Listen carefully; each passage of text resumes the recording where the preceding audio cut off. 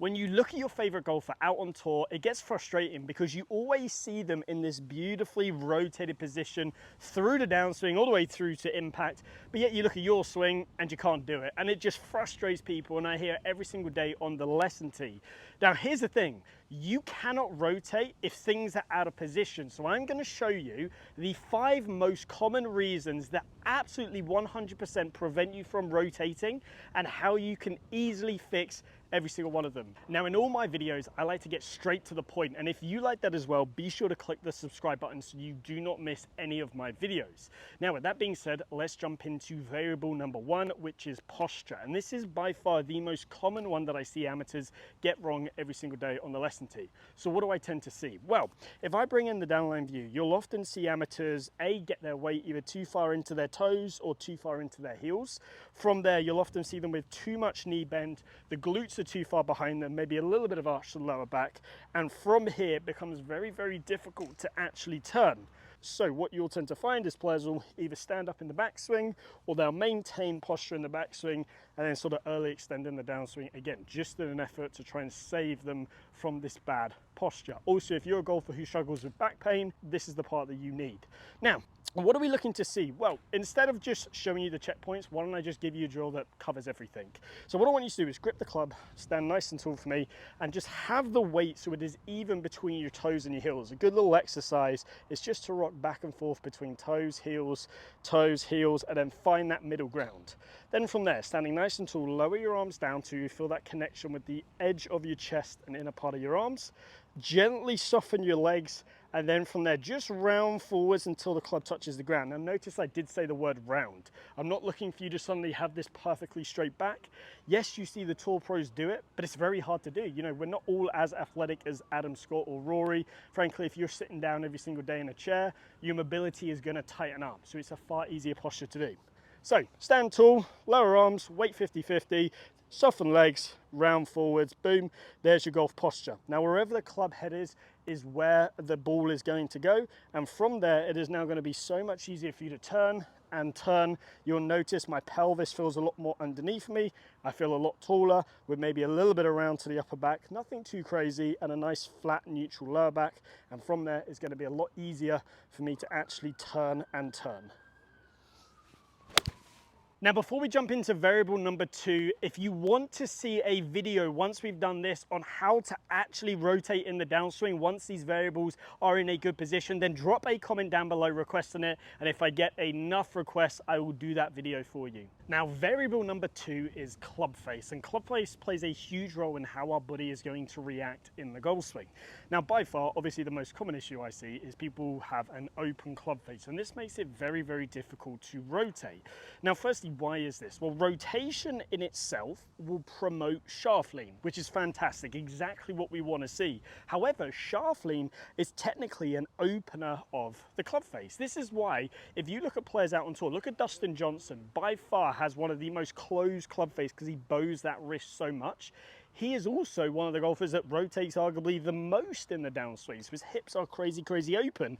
And it's because rotation provides shaft lean, which can open up or square up a closed club face. Now, when you see players with an open club face, they'll do one of 2 reactions. They'll get to the top, very open face. They'll either throw their angles out here, in which case this is a squaring mechanism. And again, you cannot rotate from this position.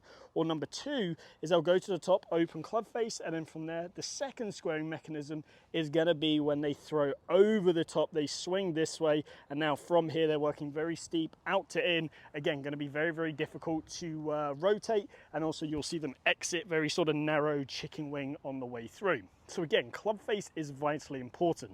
Now, how can we fix this? Rather than looking at, say, a perfect grip, which there's no such thing as a perfect grip, look at your club face relative to where your grip is right now. So, for example, if you are a golfer who looks at your swing and you go, my club face is way open, and then you see either your left hand or your right hand, for a right-handed golfer, is rotated excessively round to my left as the golfer, so the V's are pointing somewhere up to the left ear, left shoulder, you know that this is what we class as a weaker grip.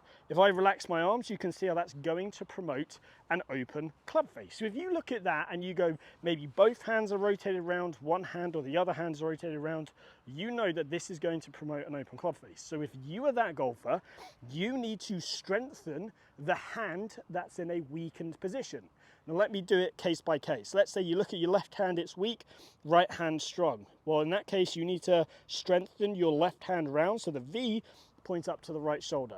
Let's say your case number 2, left hand's good, but then the right hand is all the way over here. Well, in this situation, you need to strengthen your right hand to get it back into a better position.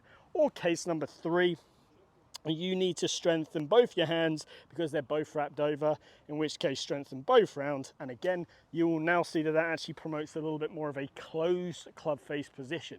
So don't see the grip as a perfect thing. Frankly, look out on tour. There are thousands of different types of grips. So it's a tool that needs to be matched up with what you naturally do. So I've changed that grip. It's now, I'll go a little bit extra stronger. So very, very strong for me right there. You can see as I turn back, that promotes a closed club face, closed club face. Ooh, this is going to force me to rotate a hell of a lot more. So let me give it a go for me right here. So we are moving through these at a very fast rate. So now let's move on to variable number 3, which is width. Now width in its most simple form is how far away from the chest are the hands. Are they narrow? Are they far?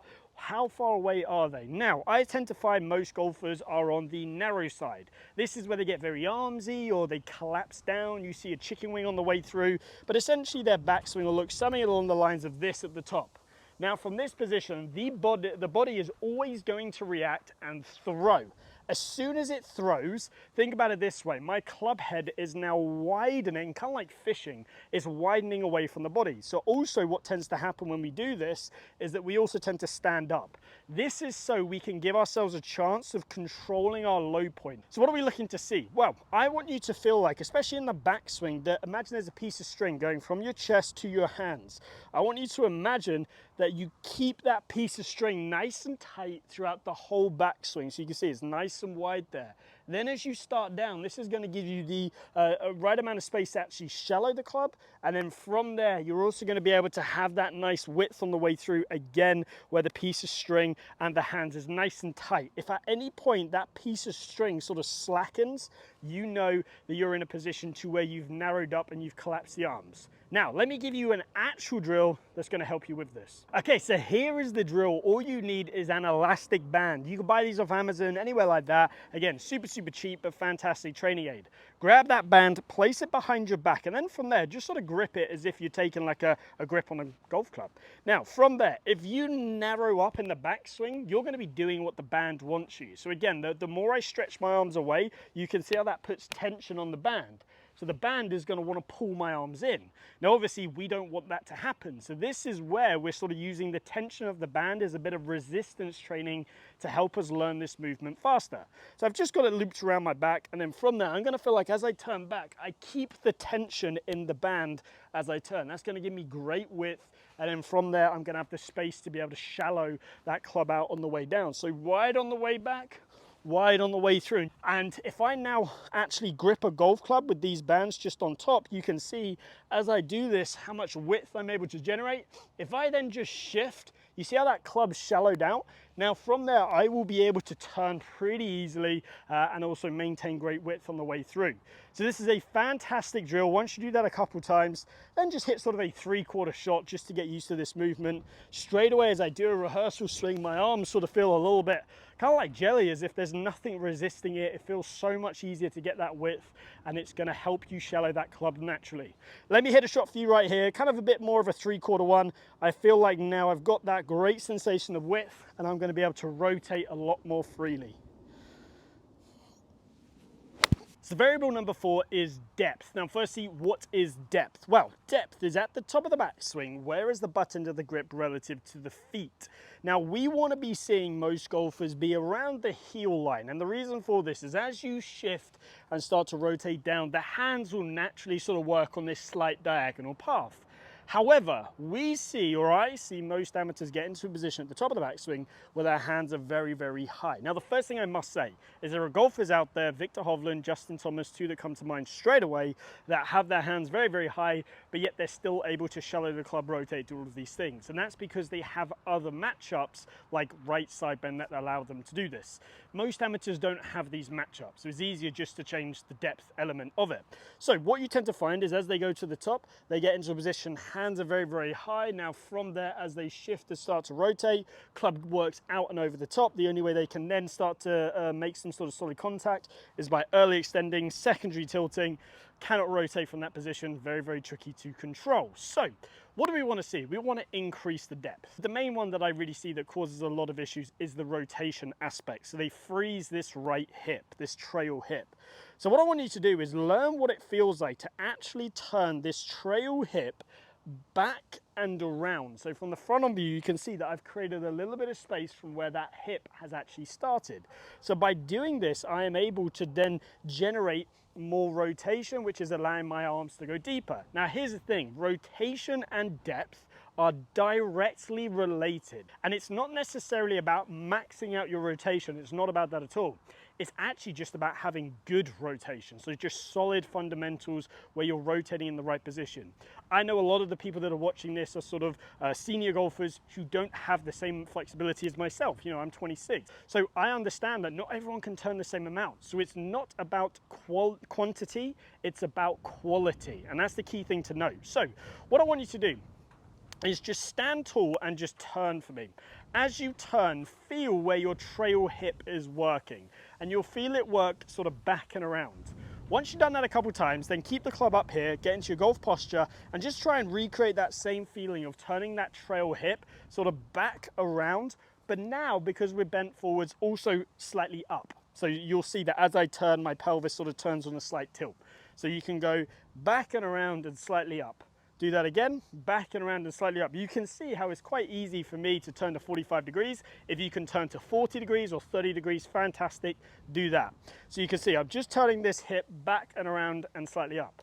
Once you've done that a couple times, grab your club and then just try and recreate that motion. Just focus on your trail hip, back and around and up. And you will see, if you look from the downline view, how my arms are naturally very, very deep. Do that one last time. All I'm focusing on is turning this trail hip back and around and up, and you can see downline view naturally got great depth. What also will help is what I just went through, which is that elastic band drill, having that good width. That's going to work wonders for adding depth as well, so be sure to use that. That one's kind of like a double whammy right there. So set up to the ball, all I'm focusing on is turning my trail hip back and around, creating that little bit of space, and the depth should take care of itself, and then I should be able to rotate through the shot freely. So here we are, variable number 5. The last variable in this video is shaft pitch in transition. What do I mean by that? Well, I often see so many golfers, they get into a position, they get all the way to the top, good point, and then they go whoop, and they steepen the shaft. When you steepen the shaft now from there, you have to do some form of secondary tilt, early extension, everything that we've discussed so far. Cannot rotate from that position. So, what are we looking to see? From the downline view, if I was to draw a line down the shaft at the top of the backswing, the first couple of frames in the downswing, I want to see that the shaft works behind me, so off that line to the right. Go to the top, pause, draw the line, shaft works behind me that way. If I can do that, that's going to set me up in a position to where the shaft is shallow at what we class as left arm parallel in the downswing. I can then just rotate all the way through, and all the work is sort of done by this left arm parallel in the downswing. If we can get to that point, everything's then just about turning as hard as you want. So there are loads of different ways of shallowing the clubs. You could do it with your wrist conditions, you could do it with your forearms, you could do it through different pivot matchups, you could do it through your arms, your elbows, everything. You can do it through loads of different stuff, tilts. But today I'm going to just give you a very simple drill that's going to help you in this position feel this sort of shallowing motion. So what I want you to do is grip the club with your left hand, right hand's just going to go next to it about a golf ball, so a golf ball and a half width away from the club. As you turn to the top, get it into that good position, and then as you start down, let that club just fall into your trail hand. So you're here to the top, let the club fall into the trail hand. Here to the top, as you start down, let the club fall into the trail hand. And what you'll feel is if I hold my left thumb up, you'll feel sort of this motion, so the arm twisting inwards as you do it. This is again a great way of actually shallowing the club in transition. If I now do it with just both hands on, you can see this is the motion that I'm trying to feel. That club dropping behind me as I then turn. This is going to allow you to then freely rotate all the way through impact, giving you that great impact conditions, give you that great rotation, and ultimately giving you that great golf shot. So I'm just going to do that drill once, hand separate to the top, allow that club to then fall into the hand, turn through. If I do it now with two hands to the top, allow it to fall behind me, turn through. Now if I hit it, feel that club fall behind me. So there you have it. Those are 5 variables that need to be in the right position in order for you to have this free rotation in the downswing. I know it sounds like a lot, but just check your swing, see if any of these are out of position. You might find that multiple ones are out of position, and then from there just work on them, and you'll find this rotation aspect is so much easier. If you don't fix those, you're not going to be able to rotate, and that's just sort of the hard truth about golf. Now, if you have questions about this video, drop them down below. If you have enjoyed this video, please give it a like and subscribe. Also, click that bell button so you'll be notified every time I post a video. If you do need a little bit more one-to-one help with your game, so maybe you've watched this video and you go, not too sure which one I fall into, I offer online coaching on the Skillist platform. The link is down in the description, so have a look at that. If you need my help, I am always there no matter where you are in the world. I hope to see you back here soon.